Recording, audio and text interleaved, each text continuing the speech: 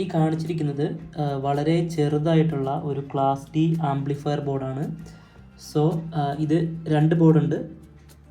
ഇത് നമുക്ക് കിട്ടുമ്പോൾ മേ ബി അറ്റാച്ച്ഡ് ഒക്കെ ആയിട്ടായിരിക്കും കിട്ടുക.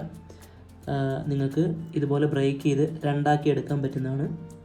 അതുമാത്രമല്ല വളരെ ടൈനി എന്ന് പറഞ്ഞാൽ വളരെ ടൈനിയാണ്. ഏകദേശം ഒരു വിരലിൻ്റെ പകുതി ലെങ്ത്ത് മാത്രമേ ഉള്ളൂ ഈ ഒരു ക്ലാസ് ഡി ആംപ്ലിഫയർ ബോർഡിന്. സോ ഈ ഒരു ക്ലാസ് ഡി ആംപ്ലിഫയർ ബോർഡിൽ യൂസ് ചെയ്തിട്ടുള്ള IC എന്ന് പറയുന്നത് TPA സീരീസിൽ വരുന്ന IC തന്നെയാണ്.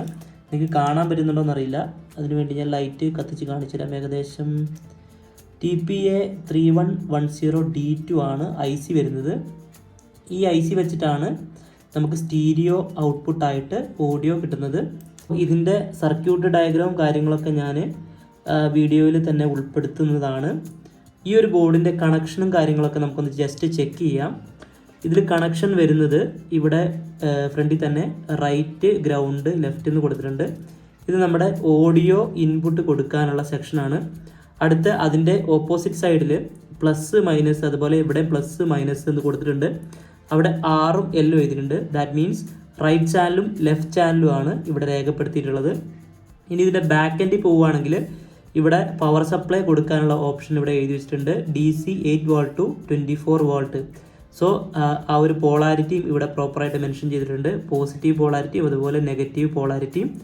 സോ ഇവിടെ ഞാൻ കൊടുക്കാൻ റെക്കമെൻഡ് ചെയ്യുന്ന വോൾട്ടേജ് എന്ന് പറയുന്നത് 12 വോൾട്ടാണ്. 12 വോൾട്ടേജിൽ കൊടുത്തു കഴിഞ്ഞാൽ നമുക്ക് വളരെ എഫിഷ്യൻ്റ് ആയിട്ടുള്ളൊരു ഔട്ട് തന്നെ ഇതിൽ കിട്ടും. സോ 5.1 ആംപ്ലിഫയർ ഒക്കെ ചെയ്യാൻ ആഗ്രഹമുള്ള ആൾക്കാർക്ക് ഈ ഒരു മോഡ്യൂൾ ട്രൈ ചെയ്ത് നോക്കാവുന്നതാണ്. മാർക്കറ്റിൽ ഏകദേശം 80 രൂപ മുതൽ 150 രൂപ വരെയാണ് ഇതിൻ്റെ ബോർഡിൻ്റെ പ്രൈസ്. ഓരോ സ്ഥലത്തും ഓരോ മാർക്കറ്റ് അനുസരിച്ച് ചേഞ്ച് ആയിക്കൊണ്ടിരിക്കും. സോ ഞാൻ വാങ്ങിയത് ചെറിയ പൈസയ്ക്കാണ്. പിന്നെ വേറൊരു കാര്യം പറയാനുള്ളത്, ഇത്രയും ചെറിയ ഒരു ബോർഡിൻ്റെ അകത്ത് ഏകദേശം 30 വാട്ട്സ് സ്റ്റീരിയോ ഔട്ടാണ് നമുക്ക് കിട്ടുന്നത്. ഓരോ ചാനലിലും 15 വാട്ട്സ് വെച്ചിട്ടാണ് നമുക്ക് കിട്ടുന്നത്. സോ എന്തുകൊണ്ടും ഒരു 5.1 ചാനലൊക്കെ ഉണ്ടാക്കാൻ ആഗ്രഹമുള്ള ആൾക്കാർക്ക് ഈ ഒരു IC ബോർഡ് തന്നെ നിങ്ങൾക്ക് ചൂസ് ചെയ്യാവുന്നതാണ്. 5 ചാനലായിട്ട് സൂപ്പറായിട്ട് വർക്ക് ചെയ്യും, ഒരു കുഴപ്പമില്ല.